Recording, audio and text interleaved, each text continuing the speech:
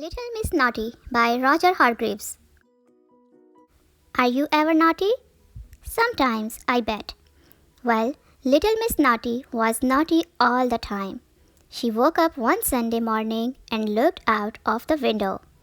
"Looks like a nice day," she said to herself.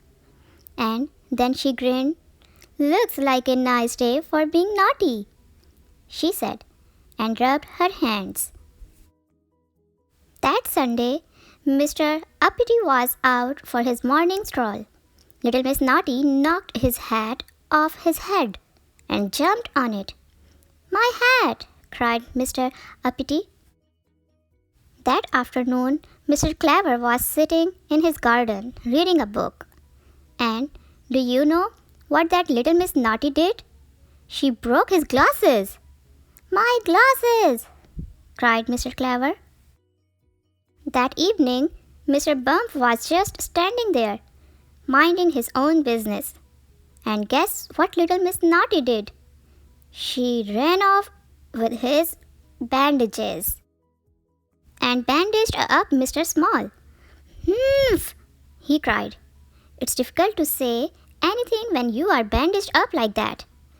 Mr. Uppity and Mr. Clever and Mr. Bump and Mr. Small were very cross.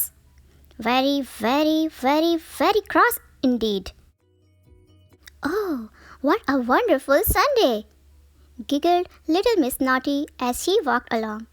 "And it is not even bedtime yet." First thing on Monday morning, the Mr. Man had a meeting. "Something has to be done," announced Mr. Uppity, who had managed to straighten out his hat. They all looked at Mr. Clever, who was wearing his spare pair of glasses. "You are the cleverest," they said. "What's to be done about Little Miss Naughty?" Mr. Clever thought. He cleared his throat and spoke. "I have no idea," he said. "I have piped up Mr. Small. I know what that naughty little lady needs," he went on. "And I know who can do it," he added. "What?" asked Mr. Uppity. "Who?" asked Mr. Clever. "Aha!" cackled Mr. Small and went off to see a friend of his. Somebody who could do impossible things. Somebody who could do impossible things like making himself invisible. I wonder who that could be. That Monday, Mr. Nosy was asleep under a tree. Little Miss Naughty crept toward him with a pot of paint in one hand, a paintbrush in the other, and a rather large grin on her face. She was going to paint the end of his nose. But just as she was about to do the dreadful deed, something happened. Tweak! Somebody tweaked her nose.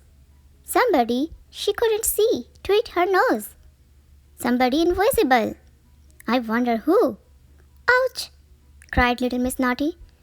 And dropping the paint and paintbrush, she ran away as fast as her little legs would carry her. One Tuesday, Mr. Busy was rushing along as usual. Little Miss Naughty, standing by the side of the road, stuck out her foot. She was going to trip him. Head over heels and heels over head.